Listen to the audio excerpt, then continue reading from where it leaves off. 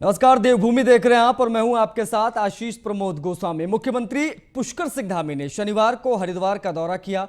मुख्यमंत्री ने हरिद्वार में सबसे पहले भूपतवाला स्थित जैन मंदिर पहुंचे जहां उन्होंने जैन गुरु जैनाचार्य विश्वरत्न सागर सूरी का आशीर्वाद लिया और उसके बाद कनखल स्थित जगत गुरु आश्रम पहुंचे जहां उन्होंने राजराजेश्वरम से मुलाकात कर उनका भी आशीर्वाद लिया। मुख्यमंत्री ने हरीश रावत पर निशाना साधते हुए कहा कि कांग्रेस की नीति हमेशा से ही तुष्टीकरण की रही है। उन्होंने कहा कि प्रधानमंत्री नरेंद्र मोदी के नेतृत्व में विश्व भर में भारत का मान बढ़ा है। उन्होंने कहा कि उत्तराखंड में जो काम हुए हैं वो कार्य ना हो सकते थे, ना ही होंगे। देवस्थानम बोर्ड पर बोलते हुए मुख्यमंत्री धामी ने कहा कि सरकार की कमेटी सभी की भावनाओं को ध्यान में रखते हुए इस पर काम कर रही है और जल्द ही इसकी रिपोर्ट आने के बाद आगे कोई फैसला लिया जाएगा।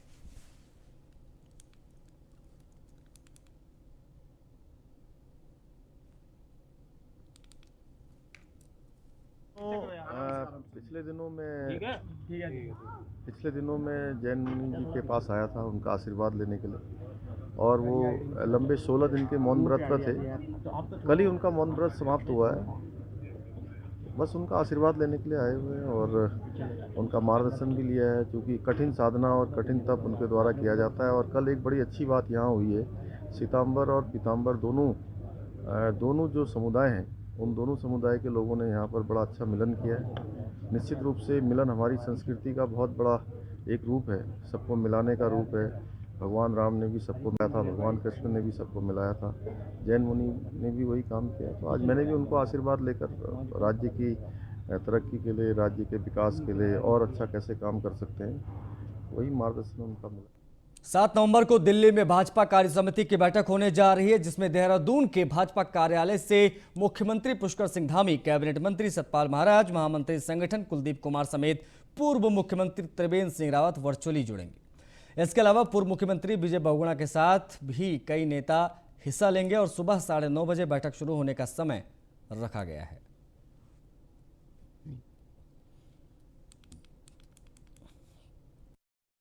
कल राष्ट्रीय कार्य समिति है। राष्ट्रीय कार्य समिति क्योंकि सब जानते हैं टेक्नोलॉजी का ज़माना है और इस टेक्नोलॉजी के ज़माने में हम उस टेक्नोलॉजी का इस्तेमाल कर रहे हैं। सारे प्रदेश अध्यक्ष आईटी सेल के सब लोगों को जिम्मेदारी दी गई है, आईटी विभाग को जिम्मेदारी दी गई है कि हर प्रदेश से वो लाइव प्रसारण कराए और जो राष्ट्रीय कार्यकारिणी सदस्य हैं, राष्ट्रीय पदाधिकारी हैं, वो लोग अपने अपने प्रदेशों से जुड़ जाएंगे। तो कल सुबह 9:30 बजे भारतीय जनता पार्टी प्रदेश कार्यालय से हमारे तमाम लोग जो राष्ट्रीय टीम के सदस्य हैं वो लोग यहाँ से जुड़ेंगे और जो राष्ट्रीय समिति जिसे देश के यशस्वी राष्ट्रीय अध्यक्ष हमारे संबोधित करेंगे, उसमें सब लोग वर्चुअल माध्यम से वहाँ पे जुड़ेंगे। और मुझे लगता है कि एक बहुत खूबसूरत मैसेज जो हमेशा से दिया जाता है, उस मैसेज को लेकर प्रदेशों तक भेजने का काम किया जाएगा। पीएम मोदी के केदारनाथ दौरे के दौरान गर्भगृह में कैमरे के इस्तेमाल को लेकर कांग्रेस लगातार सवाल खड़े कर रही है। कांग्रेस का कहना है कि यह बिल्कुल गलत है, पीएम को गर्भगृह में कैमरा नहीं लेकर जाना चाहिए था। वहीं भाजपा प्रवक्ता शादाब शम्स का कहना है कि कांग्रेस को हर बात पर आपत्ति रहती है। रही बात कैमरे की, तो उन्होंने गर्भगृह के दर्शन देश में बैठे सभी लोगों को करवाए हैं, जबकि कांग्रेस के अध्यक्ष गणेश गोदियाल 2013 में गर्भगृह में जूते लेकर गए थे।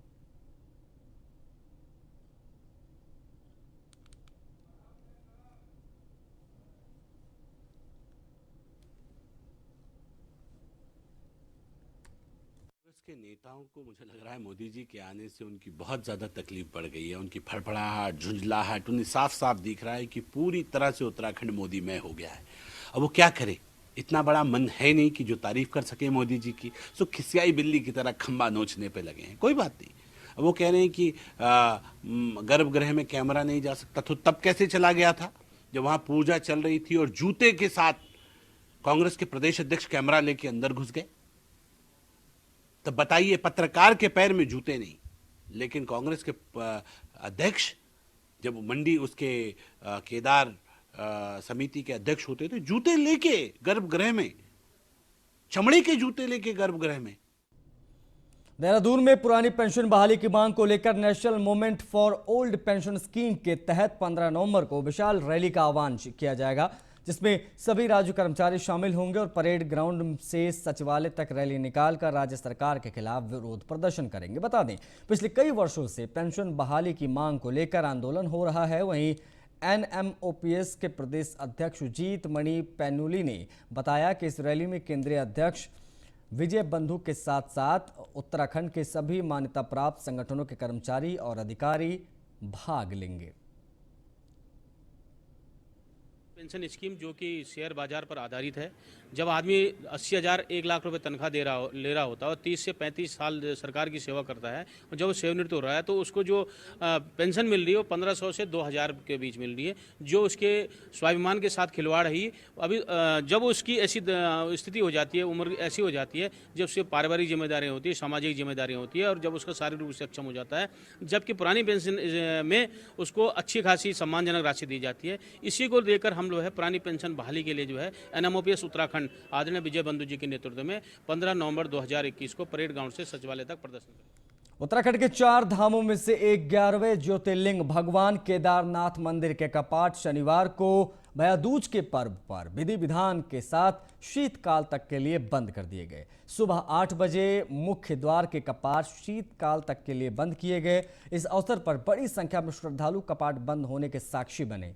वहीं केदारनाथ धाम से पंचमुखी डोली ने सेना के बैंड बाजों की भक्तिमय धुनों के बीच मंदिर की परिक्रमा कर विभिन्न पड़ावों से होते हुए शीतकालीन गद्दी स्थल ओंकारेश्वर मंदिर ऊखीमठ के लिए रवाना हुई। आज पंचमुखी डोली का रात्रि प्रवास अपने पहले पड़ाव रामपुर में होगा, जिसके बाद कल यानी 7 नवंबर को डोली विश्वनाथ मंदिर गुप्तकाशी पहुंचेगी। वहीं 8 नवंबर को भगवान केदारनाथ की पंचमुखी डोली पंच केदार गद्दी स्थल ओंकारेश्वर मंदिर ऊखीमठ में विराजमान हो जाएगी, जहां शीतकाल में श्रद्धालु बाबा केदार के दर्शन और पूजा अर्चना कर सकेंगे। गौरतलब है कि उत्तराखंड के 4 धामों में से गंगोत्री धाम के कपाट 4 नवंबर को शीतकाल तक के लिए बंद हो गए थे, जबकि यमुनोत्री धाम के कपाट आज दोपहर में बंद हुए। वहीं 20 नवंबर यानी शनिवार को भगवान बद्री विशाल के कपाट शीतकाल तक के लिए बंद हो गए। इस बार 4.5 लाख से अधिक तीर्थयात्री चारधाम यात्रा के लिए पहुंचे थे, जिनमें से 2,40,000 से अधिक लोगों ने भगवान केदारनाथ के दर्शन किए। ओम नमः शिवाय, जय बाबा केदार। आज भगवान केदारनाथ जी के कपाट शीतकाल के लिए बंद किए गए हैं और सारे विधि विधान से तमाम विधि विधान से भगवान की पूजा अर्चना की गई और भगवान को कहीं कुंटलों विभूति से भगवान का श्रृंगार किया गया। और आज भगवान केदारनाथ की चल विग्रह डोली आज जो है रामपुर जाएगी और कल भगवान की डोली जो है गुप्तकाशी जाएगी और परसों ओंकारेश्वर मंदिर में भगवान की डोली विराजमान होगी और वहीं आगे की पूजा पद्धति भगवान की आगे की पूजा वहीं ओंकारेश्वर मंदिर में होगी। विश्व प्रसिद्ध यमुनोत्री धाम के कपाट शनिवार दोपहर 12:15 पर विधि विधान के साथ शीतकाल तक के लिए बंद कर दिए गए। अब आगामी 6 महीने तक यमुना जी के दर्शन श्रद्धालु उनके शीतकालीन प्रवास खरसाली में कर सकेंगे। मां यमुना जी की उत्सव डोली अपने भाई शनि महाराज के साथ अपने शीतकालीन प्रवास खरसाली गांव में पहुंच गई है, जहां शीतकाल में मां यमुना जी के दर्शन होंगे। अब मां यमुना जी के दर्शन 6 माह खरसाली गांव में ही होंगे। इससे पूर्व यमुना जी के भाई शनि महाराज की देवडोली अपनी बहन को लेने यमुनोत्री धाम पहुंची थी। कपाट बंद होने के बाद मां यमुना जी की भोग मूर्ति उत्सव डोली में अपनी भाई शनि महाराज के साथ खरसाली गांव के लिए रवाना हुई। कपाट बंद होने तक करीब 35,000 श्रद्धालुओं ने मां यमुना जी के यमुनोत्री धाम में दर्शन किए।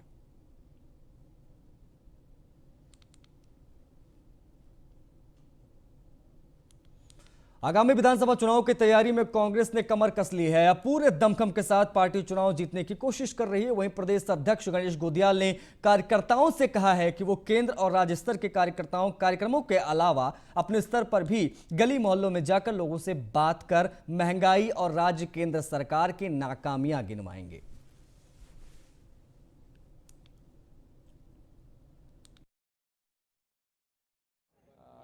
अपने आप को तैयार करें। हम ये पहले से ये चीज़ें करते आ रहे हैं, चाहे मैं प्रदेश का अध्यक्ष था या उससे पहले की बात है। हमेशा संगठन को मजबूत करने के लिए समय समय पर पार्टी कार्यक्रम आयोजित करती है और इस समय भी आसन्न चुनाव के मद्देनज़र संगठन को और प्रभावी तरीके से लामबंद करने के लिए, तैयार करने के लिए हम कार्यक्रम करते आ रहे हैं और आगे भी करेंगे। मैं उम्मीद करता हूं सभी कार्यकर्ताओं से कि सभी कार्यकर्ता अपने आप को तैयार करें।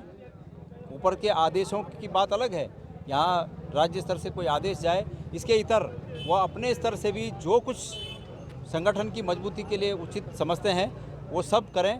और संगठन को निश्चित रूप में, हमारे पास एक मजबूत संगठन है और उसको और मजबूत करना हमारा मकसद है। हल्द्वानी के कालाढूंगी के वन विकास निगम पूर्वी कार्यालय में आधा दर्जन हाथियों का झुंड वन डिपो में घुसकर तोड़फोड़ करने लगा। वहां मौजूद चौकीदार ने किसी तरह अपनी जान बचाई और वहां से भाग निकला। इस बीच हाथियों ने प्रसिद्ध हनुमान मंदिर में भी आतंक मचाया। इससे पहले हाथियों का झुंड हुड़किया के जंगल से निकलकर मेन हाईवे रोड पर खड़ा रहा, जिसमें आधे घंटे तक पूरा जो मार्ग था वो उसका आवागमन बंद हो गया। वन विकास निगम के डीएलएम आनंद कुमार ने बताया कि करीब लगभग 10 से 15 लाख रुपए का नुकसान है। यहाँ पर रात 10:30 बजे दो हाथी आए थे। उन्होंने यहाँ पर मंदिर के अंदर तोड़फोड़ की और मेरे आश्रम के अंदर धूना पर भी तोड़फोड़ की है। और तोड़फोड़ करने के बाद वो 10:30 बजे करीब 11 बजे करीब यहाँ से हाथी निकल। हाथी चौकीदार मिस्टर राकेश यहाँ पर कल रात थे, तो उनके द्वारा बताया गया कि 11 बजे यहाँ पर 5 हाथियों का झुंड आया यहाँ पर, जिसमें 3 बच्चे बताए जा रहे और 2 जो हैं बड़े हाथी बताए जा रहे।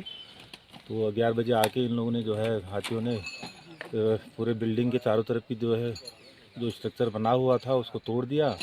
और तोड़ने के बाद फिर अंदर कमरों में घुसे तो हमारा जो प्रथम है जो देखा जा रहा है कि स्टोर का जो रूम है हमारा, इसमें अलमारी है, कंप्यूटर है, ये सारी चीज़ें डैमेज। रुड़की की करेंगे तो रुड़की में एक युवक की दबंगई भरा वीडियो वायरल हो रहा है। वीडियो में युवक जो है वो हर्ष फायरिंग करता नजर आ रहा है।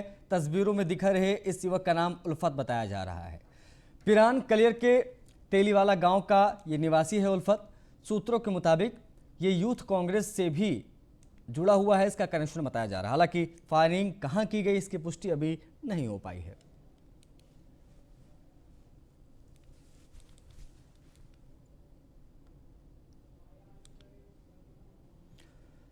सरोवर नगरी नैनीताल एक बार फिर से पर्यटकों के आने से गुलजार होने लगा है। दीपावली वीकेंड पर देश भर के पर्यटक नैनीताल, भीमताल, मुक्तेश्वर समेत आसपास के पर्यटन स्थलों का रुख कर रहे हैं। पर्यटकों की आगमन से नैनीताल का पर्यटन कारोबार बढ़ने लगा है, जिससे पर्यटन कारोबारियों के चेहरे खिल गए हैं। दिल्ली से नैनीताल पहुंचे पर्यटकों का कहना है कि बीते दिनों दिल्ली में आतिशबाजी की वजह से प्रदूषण बढ़ गया है, इसलिए प्रदूषण और बीमारी से बचने के लिए नैनीताल समेत आसपास के पर्यटन स्थलों तक वो पहुंच रहे हैं।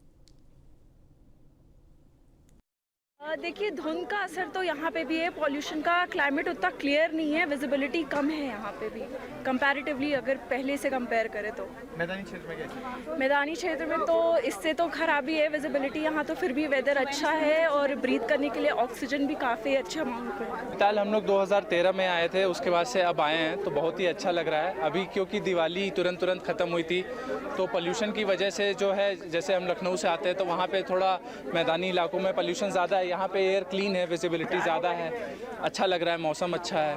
अभी उधर तो ठंड की शुरुआत हो रही है, इधर शाम को काफ़ी ठंड है।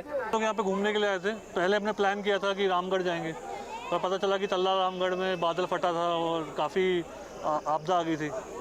बट हमने फिर भी बुकिंग करी, हम लोग आए और आने के बाद तो यहाँ पे बिल्कुल ही सब कुछ बदल चुका है। ऑब्वियसली नेचर में थोड़े चेंजेस होते हैं, वो चेंजेस तो लाजमी है। बट ऋषिकेश में लॉयंस क्लब और रॉयल द्वारा दीपावली के पर्व को सफलतापूर्वक संपन्न करने पर पुलिस प्रशासन की हौसला अफजाई के लिए पुलिस कर्मियों को पुलिस पर आधारित सूर्यवंशी फिल्म दिखाई गई। इस कार्यक्रम के संयोजक धीरज मखीजा और जयंत जोशी ने बताया कि तीर्थ नगरी में पुलिस प्रशासन एक और जहां अपराध एवं अपराधियों पर नकेल कसने के लिए शानदार काम कर रही है, तो वहीं पुलिस का मानवीय चेहरा भी लगातार देखने को मिल रहा है। देखिए, स्वाभाविक बात है कि जब स्थानीय पब्लिक के लोग और जो सम्मानित लोग हैं, ख़ास तौर पे वो लोग इस तरह से पुलिस को सम्मान देते हैं तो अपने आप में बहुत अच्छा सा अनुभव होता है, एक एनर्जी बूस्टअप मिलता है।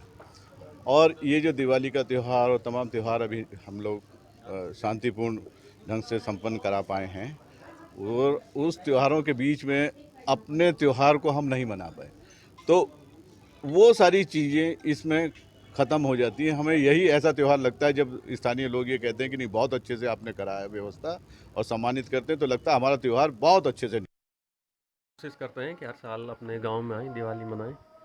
और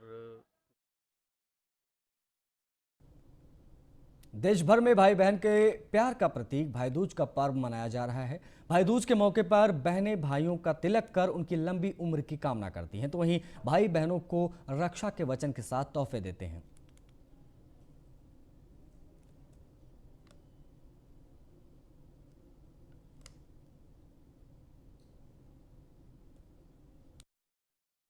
ये साल में एक बार आता है त्यौहार, और भाइयों का टीका करते हैं हम साथ में, और इंतज़ार करते हैं उनका, और उनकी लंबी आयु की कामना करते हैं।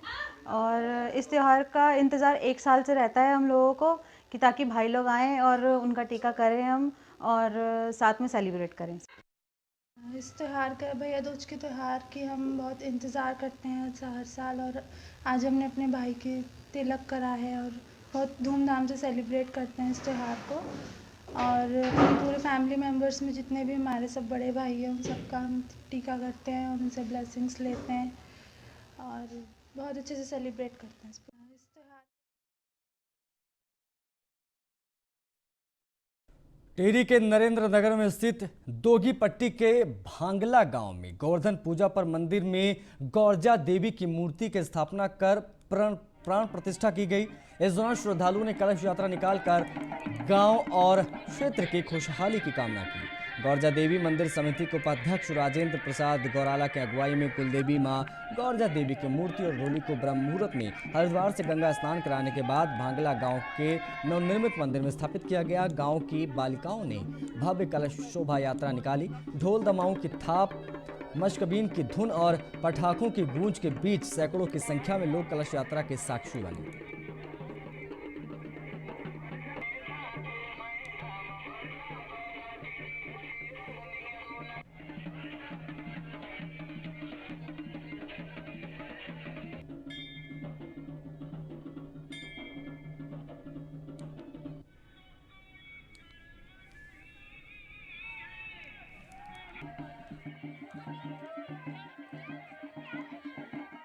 शुभारंभ आज से हो गया। आज शोभा यात्रा थी जो सकुशल संपन्न हो गई है, और इस प्रकार से इसमें अतिथियों का निरंतर स्वागत हम करते रहेंगे।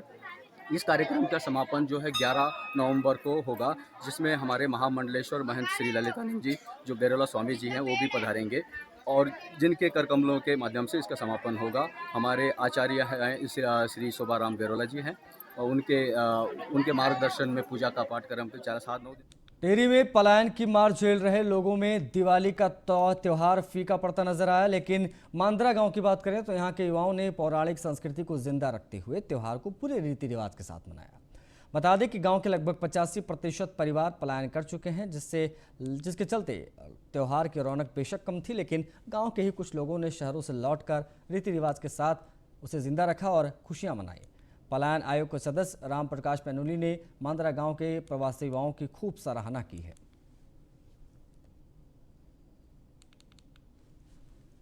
का जो पलायन है स्वयं में एक सामान्य पलायन है, एक बहुत असामान्य पलायन है।